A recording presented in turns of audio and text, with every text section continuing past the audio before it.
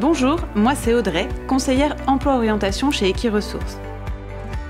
Pour cette 3e saison du podcast Le Cheval des métiers, je vous invite à me suivre et à partir à la rencontre des professionnels de la région Normandie, une terre où passion du cheval et culture de l'excellence convergent depuis des décennies.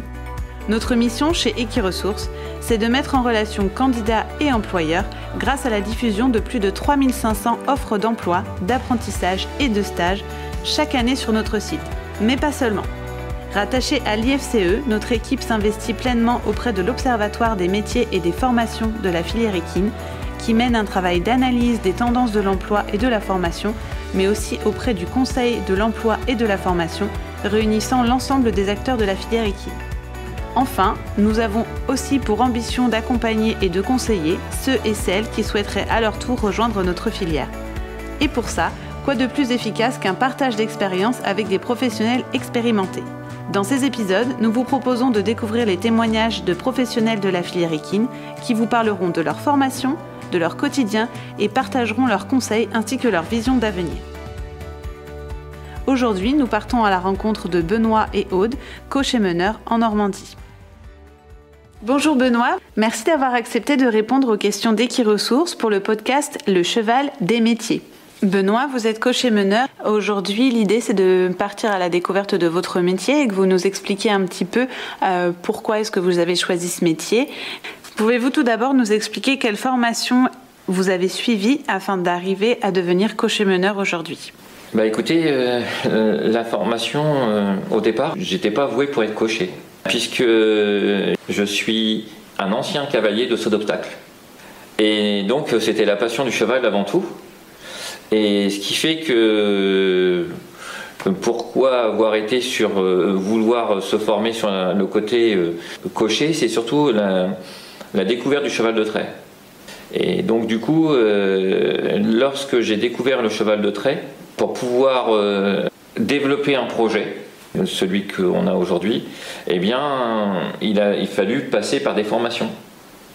Alors au départ, j'ai passé mes galops. Et on m'a dit, écoutez, pour avoir du monde dans la calèche, il faut une autorisation et une formation nous permettant de faire ce type de métier. Et donc du coup, j'ai passé mon meneur d'attelage en tourisme équestre. Ensuite, je pouvais continuer et faire cette formation. Avec cette formation, je pouvais m'installer. Et ensuite, comme j'étais salarié, j'ai fait partie d'un plan de licenciement économique. Et ce qui fait que j'ai passé mon monitorat. J'ai fait une formation plus type traditionnel, puisqu'il existe une autre formation qui est le cocher, où là, même si on ne connaît pas le cheval, on va dire, on peut être cocher en 6 mois. Et on avait un examen en fin de la semaine, théorique comme pratique. On avait on va dire des exercices avec l'autre cheval pour pouvoir faire voir qu'on était apte à se dépanner aussi, parce qu'on avait un côté maréchalerie, à encadrer un groupe pour pouvoir l'emmener en sécurité, je dis bien en sécurité, et faire n'importe quelle activité. Et donc du coup, au départ, il y avait très peu de chevaux de trait en ville. Et l'idée initiale était donc de les réintégrer. J'ai eu l'honneur de pouvoir le faire et de lier l'histoire et les chevaux.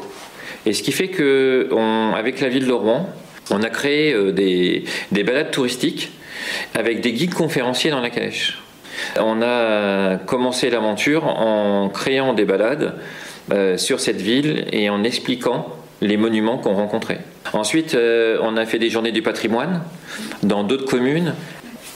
Ensuite, ça s'est développé naturellement, puisque on a fait des mariages, on a fait de l'anniversaire. Ensuite, du côté aussi, je faisais des promenades à partir de chez moi, puisque j'habite dans un lieu près d'une forêt. Donc, on faisait des visites. On va dire avec une petite marathon, on partait avec une famille et on faisait des balades dans la forêt. Pourquoi avoir choisi ce métier de cocher-meneur? Quel a été le déclic pour vous? On est tous d'accord que c'est, de toute façon, le travail du cheval initial, c'est l'attraction. Donc qu'on fasse de l'attraction en ville, de l'attraction en vigne ou de l'attraction agricole, c'est la même chose. J'avais pas trop l'âme agricole. Donc du coup, je suis allé plus sur le côté ville parce que je voulais rencontrer du monde. Est-ce que vous pouvez nous expliquer un petit peu et nous dire si pour vous le métier de cocher-meneur est un métier qui recrute? Est-ce que ça a été du coup facile de créer votre société quand vous l'avez créée? Alors, comme toute société, comme toute création, puisque moi j'ai choisi tout de suite de m'installer.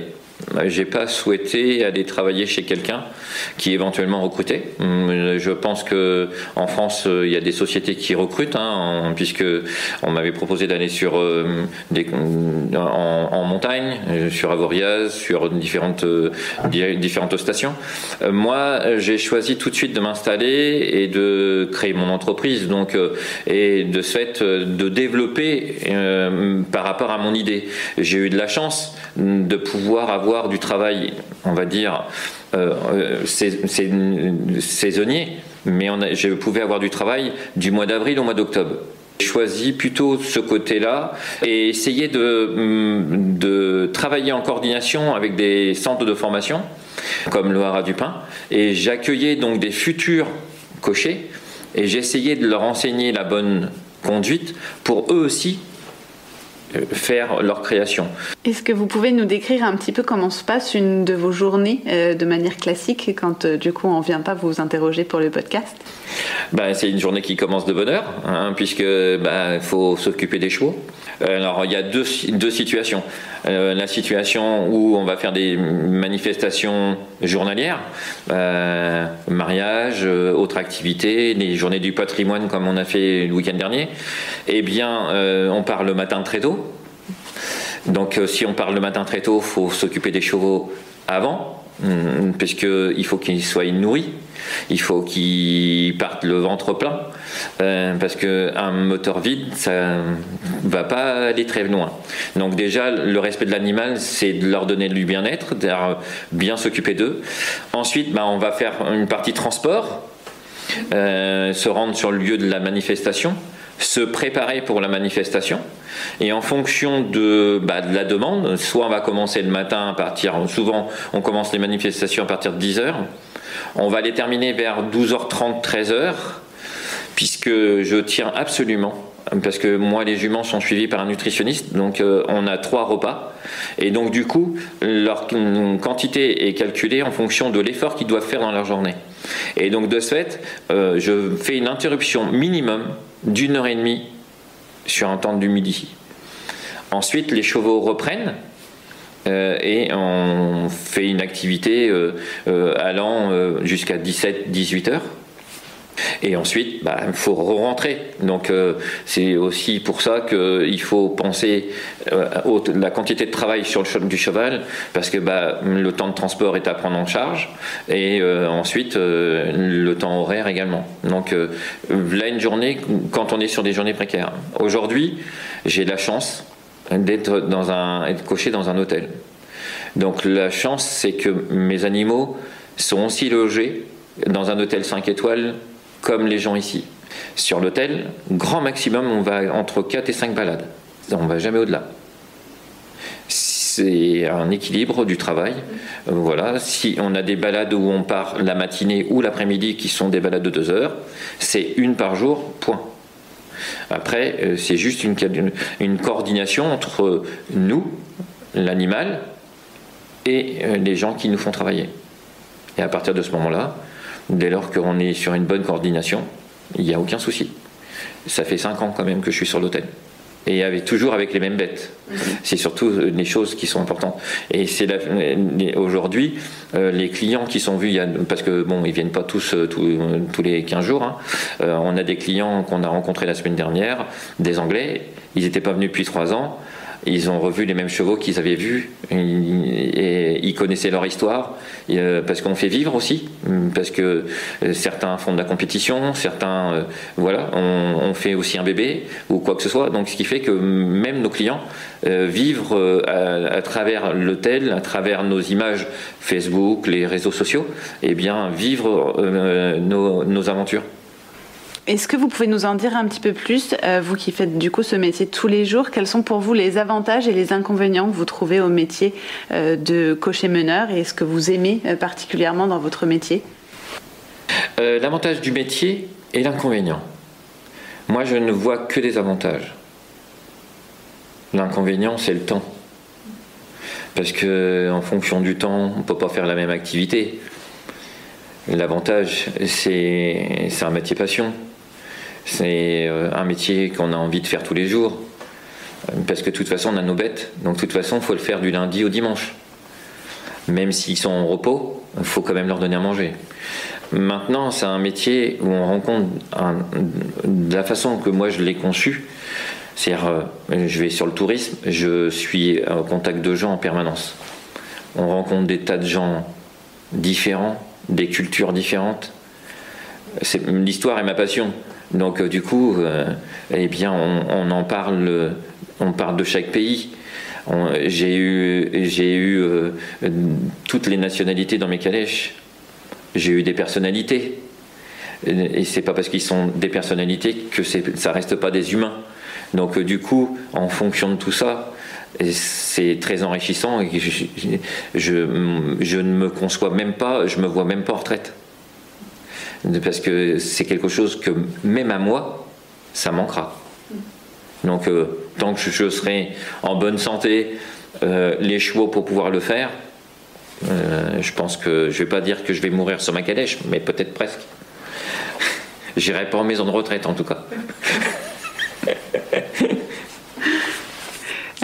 Est-ce que vous auriez une petite anecdote à nous raconter, quelque chose qui vous a marqué et que vous vous souviendrez même quand vous n'exercerez plus ce métier? Ah oui, j'ai une anecdote. Ça s'est passé à Rouen. Et un jour, j'attendais mes clients. Et donc, comme on était sur la place, les gens nous demandaient s'ils pouvaient faire la balade. Puis un jour, j'ai deux personnes qui se sont mis devant la tête de mes chevaux. J'avais ma groom, et ces deux personnes se sont mises à communiquer.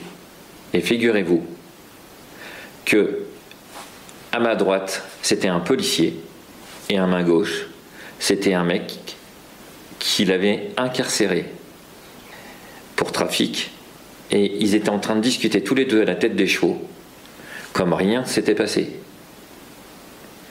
Comme quoi le cheval est médiateur. Et ma deuxième plus belle histoire, c'est ici. Je suis allé dans une maison de retraite. J'avais une mamie qui était atteinte d'Alzheimer. Et un jour, j'ai dit, je vais aller sortir ma grand-mère de cette maison de retraite. J'ai amené mon attelage. J'ai amené mes chevaux, ma calèche. Et j'ai dit à toute l'équipe médicale, je veux que ma grand-mère vienne dans ma calèche. On l'a fait. Sauf que c'est pas resté comme ça. Ils se sont dit, pourquoi elle et pas les autres? J'en ai encore de la larme. Et... Incroyable, quand même. Et du coup, pour vous, Benoît, quelles sont les qualités nécessaires pour être un bon cocher-meneur au quotidien? Donc, pour être un bon cocher, je pense que c'est connaître et respecter ses animaux. Connaître correctement aussi le métier par rapport à la clientèle, par rapport à la façon de les accueillir. Il faut savoir que le cheval part du principe que quand on fait ça, c'est pour leur amener du bonheur. C'est un échange aussi, parce que principalement, c'est des gens qui aiment le cheval. Donc, c'est à travers d'échanges avec notre clientèle. Et donc, et ce qui nous rapproche, c'est nos animaux. Donc, c'est le respect principalement. C'est aujourd'hui qu'ils connaissent comment vivent nos animaux. Parce que c'est très important de leur expliquer. Parce qu'on a il y a aujourd'hui des gens qui veulent détruire notre métier.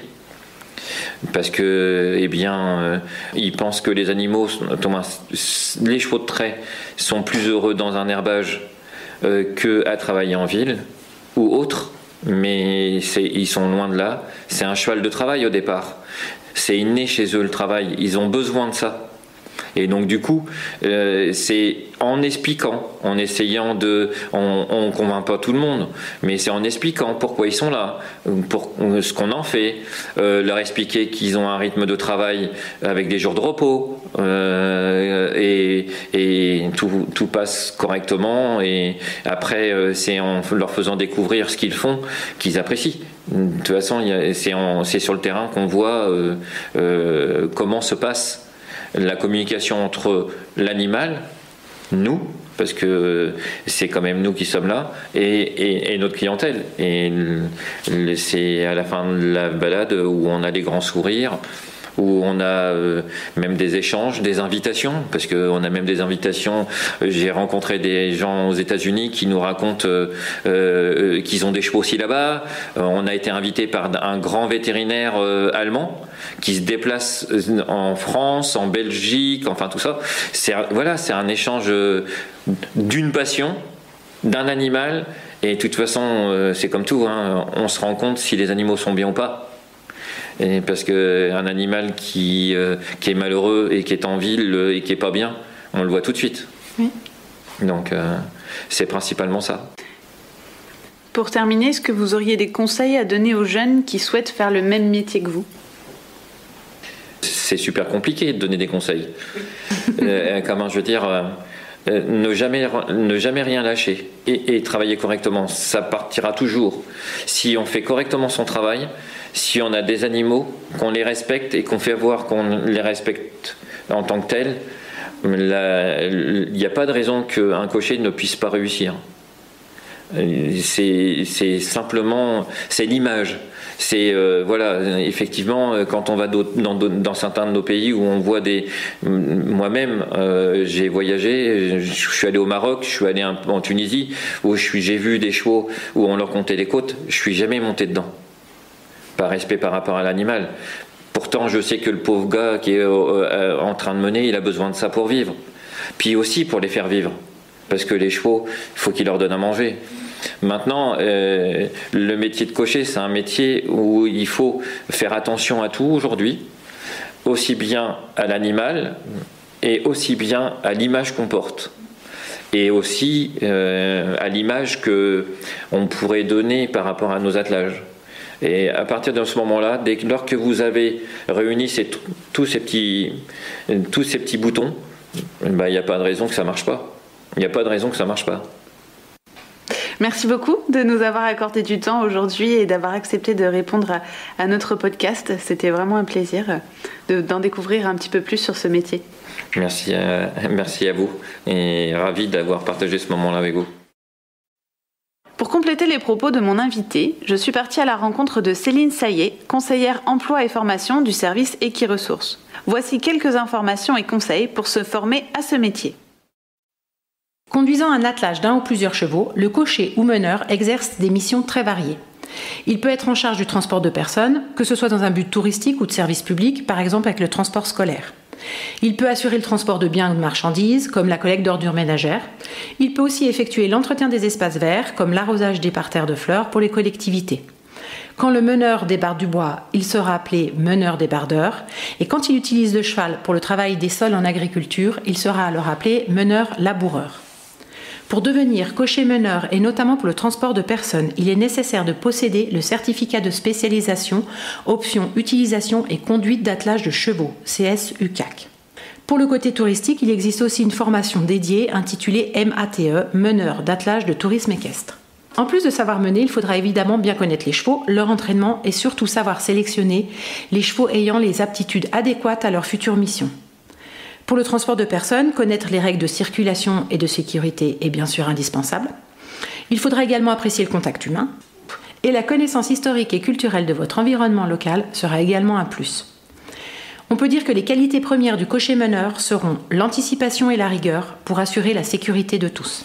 Les différentes activités des cochers-meneurs sont souvent saisonnières. Il est donc conseillé de diversifier ses prestations ou activités pour pouvoir vivre de ce métier à l'année. Beaucoup de cochers-meneurs exercent à leur compte, mais le salariat est également possible. En moyenne, sur Equiresources, une trentaine d'offres d'emploi sont diffusées chaque année. Pour en savoir plus, vous pouvez consulter la fiche métier cocher-meneur sur le site d'Equiresources. Et n'hésitez pas à contacter les conseillers d'Equiresources pour vous accompagner dans votre orientation.